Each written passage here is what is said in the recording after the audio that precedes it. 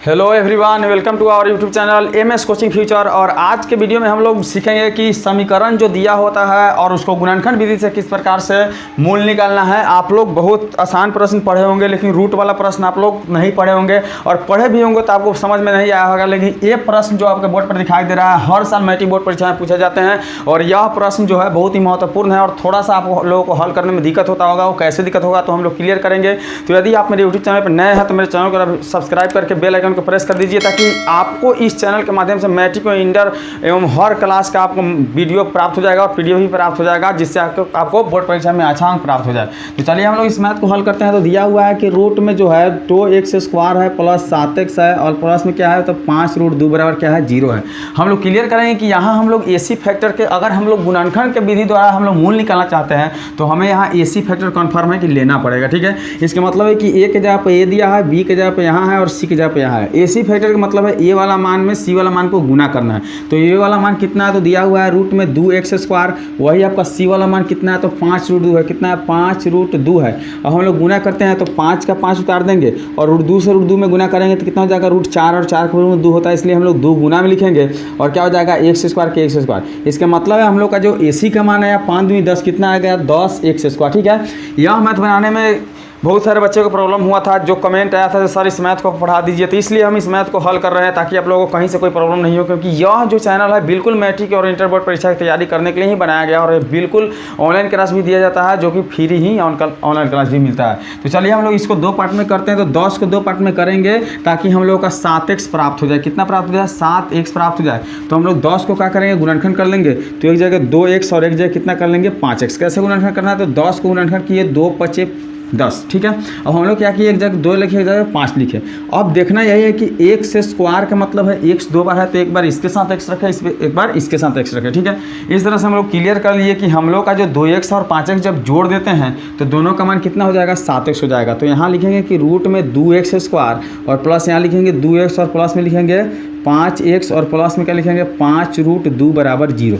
तो हम लोग एसी फैक्टर से गुणनखंड तोड़ते हैं तो हम लोग दोनों को कॉमन करके और जो शामिल होता है उसे हम लोग निकालते हैं। लेकिन हम लोग यहाँ देख पा रहे हैं कि जो हम लोग का यहाँ जो √2 है, लेकिन इसमें √2 नहीं है, इसका मतलब कॉमन नहीं निकल सकता। लेकिन कॉमन निकलेगा, थोड़ा सा आपको कॉस्ट करना पड़ेगा। कॉस्ट कुछ भी नहीं है, समझ लीजिए बिल्कुल से थोड़ा सा आपको सोल्व करना पड़ेगा और माइंड पर सोल्व करना पड़ेगा। तो ये जो 2 है, तो हम लोग पढ़े हैं कि यदि हम लोग को √2 से और √2 में गुना किया जाता है तो √4 हो जाता है, और 4 का कितना होता है 2 होता है। तो जहां हमें 2 चाहिए वहां हम √2 गुने √2 लिख सकते हैं। तो थोड़ा सा इसी प्रकार से करेंगे और हम लोग का मैथ जो होगा बन जाएगा। तो हम लोग क्या करेंगे तो रूट में 2x² लिख देंगे, और इस 2 के बदले में हम लोग दोनों बात लिखेंगे, क्योंकि दोनों डिजिट इसलिए लिख रहे हैं क्योंकि √2 से √2 में गुना करेंगे 4, और 4 का भी कितना होता है तो 2 होता है। ठीक है, इसलिए हम लोग क्या लिखेंगे प्लस में लिखेंगे 2 जो रूट में है गुने √2 और 1 के साथ x कर देंगे। ठीक है, और प्लस में बाकी जो मान है 5x प्लस में 5√2 है उसे उतार देंगे, बराबर में क्या कर लेंगे 0। ठीक है, अब यहाँ क्या करना है कि ये जो मान है 1 ही है और ये जो मान है 1 है। ठीक है,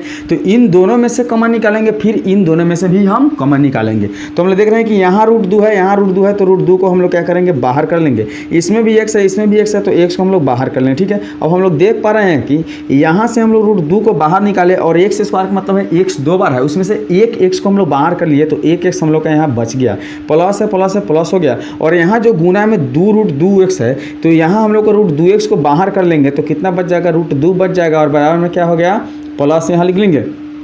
अब प्लस हम क्यों लिखे हैं, क्योंकि यहाँ प्लस का चिन्ह दिया हुआ था। अब यहाँ देख रहे हैं कि यहाँ 5 है, यहाँ 5 है, तो हम लोग 5 को बाहर कर लेंगे।